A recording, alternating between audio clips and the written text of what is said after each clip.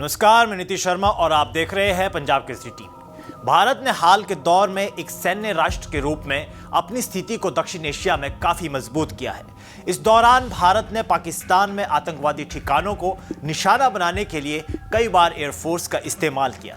भारत के लिए पाकिस्तान की जमीन पर आतंकियों के ठिकानों को नष्ट करना अपने आप में बहुत जिम्मेदारी का काम है। भारत ये कर सकता है, लेकिन आप सोचिए अगर ये काम आपका पड़ोसी मुल्क करने लगे। जी हाँ, पाकिस्तान ने अफगानिस्तान में एयर स्ट्राइक की। इसमें निर्दोष अफगानिस्तान के मुसलमानों का रमजान के पवित्र महीने में कत्लेआम किया गया, लेकिन पाकिस्तान इसके पीछे तर्क दे रहा है कि ये एयर स्ट्राइक पाक ने टीटीपी के ठिकानों को नष्ट करने के लिए की है। एक आतंकी देश जो आतंकियों को पालता है वो बता रहा है कि उसने आतंकियों को मारने के लिए ये कदम उठाया है। भारत दक्षिण एशिया का जिम्मेदार लोकतांत्रिक देश है। वो हमेशा दूसरे देशों की संप्रभुता का ख्याल रखता है। साथ ही अपने टारगेट में इस बात का विशेष ध्यान रखता है कि जिस क्षेत्र को निशाना बना रहा है वहाँ आतंकी के इतर कोई मासूम नहीं मारा जाए। अब भारत ने पाकिस्तान की नापाक हरकत पर पाक को डांट लगाई है। आइए समझते हैं कि भारत के इस मुद्दे पर हस्तक्षेप के क्या मायने हैं। दरअसल पाकिस्तान ने अफगानिस्तान की सीमा में घुसकर एयर स्ट्राइक की है, जिसमें कई निर्दोष मुसलमानों को मार गिराया गया। यहाँ सबसे पहला सवाल उठ रहा है कि पाकिस्तान ने आखिर इस तरह का कदम क्यों उठाया। इसकी सबसे बड़ी वजह है कि पाकिस्तान पश्चिम में अफगानिस्तान के साथ लगती जमीन को खो रहा है। जिन बाशिंदों को पाकिस्तान आतंकी बताने में लगा रहता है वो तालिबानी पाकिस्तान के कब्जे वाली जमीन को वापस लेने की लड़ाई लड़ रहे हैं। यकीन मानिए पाकिस्तान ने ही टीटीपी को बनाया है, आज वो पाकिस्तान के खिलाफ है। अब ये समझिए कि पाकिस्तान का ये हमला उसकी कमजोरी को दिखा रहा है। वो इन विद्रोहियों का मुकाबला नहीं कर पा रहा है। पाकिस्तान की लड़ाई सिर्फ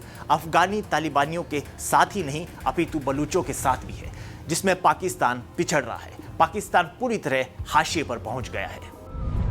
पाकिस्तान का आरोप है कि अफगानिस्तान की जमीन से टीटीपी, पाकिस्तानी तालिबान और आईएसकेपी इस्लामिक स्टेट खुरासन जैसे विद्रोही समूह पाकिस्तान में हमले कर रहे हैं। हाल के महीनों में पाकिस्तान में कई बड़े विद्रोही हमले हुए, जैसे कि इस्लामाबाद की शिया मस्जिद में सुसाइड बॉम्बिंग में 30 से ज्यादा मौतें और अन्य घटनाएं। पाकिस्तान इनकी जिम्मेदारी अफगानिस्तान आधारित टीटीपी पर डालता है। 2025 में पाकिस्तान में विद्रोहियों के हमलों में मौतों में बहुत इजाफा हुआ है, जो कि पिछले साल से 74% अधिक है, जिसके लिए पाकिस्तान अफगान तालिबान को जिम्मेदार ठहराता है, क्योंकि वे टीटीपी को शेल्टर देने का आरोप लगाता रहा है। अफगानिस्तान इन आरोपों से इनकार करता है और कहता है कि पाकिस्तान डुरंड लाइन का उल्लंघन कर रहा है। हाल की घटनाएं, रात को पाकिस्तानी वायुसेना ने अफगानिस्तान के नंगरहार और पक्तिता प्रांतों में 7 आतंकी कैंपों पर एयर स्ट्राइक की।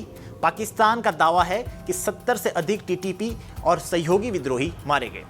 वहीं इस मुद्दे पर भारत ने कहा कि ये पाकिस्तान की अपनी अंदरूनी नाकामियों को बाहर दिखाने की एक और कोशिश है। भारत अफगानिस्तान की सोवेरेनिटी, टेरिटोरियल इंटीग्रिटी और आज़ादी के लिए अपना सपोर्ट दोहराता है। पाकिस्तान ने कहा कि देश में हाल ही में हुए बागियों के हमले का बदला लेने के लिए अफगानिस्तान में कम से कम 7 मिलिटेंट ठिकानों को टारगेट किया गया है। इस्लामाबाद ने दावा किया कि मिलिट्री हमलों में कम से कम 70 टेररिस्ट मारे गए। अफगानिस्तान लंबे समय से टेररिज्म एक्सपोर्ट कर रहा है।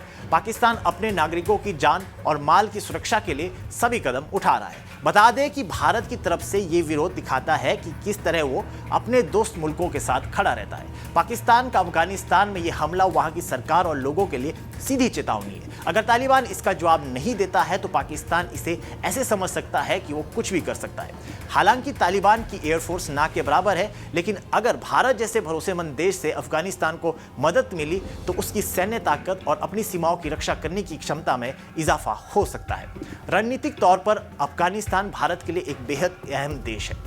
बहरहाल अफगानिस्तान में तालिबान की सरकार पाकिस्तान के इस कृत्य के लिए दुनिया का ध्यान अपनी ओर खींचना चाह रही है। भारत ने उस कड़ी में पहला कदम उठाया है। ऐसे में आने वाले दिनों में देखना होगा कि और कितने देश अफगानिस्तान की स्वाधीनता के साथ खड़े होते हैं। फिलहाल के लिए इस खबर में इतना ही। देश और दुनिया की बड़ी खबरों के लिए देखते रहिए पंजाब केसरी टीवी। हमसे जुड़े रहने के लिए हमारे YouTube चैनल को सब्सक्राइब करें और नई वीडियो की नोटिफिकेशन के लिए बेल आइकॉन को दबाएं।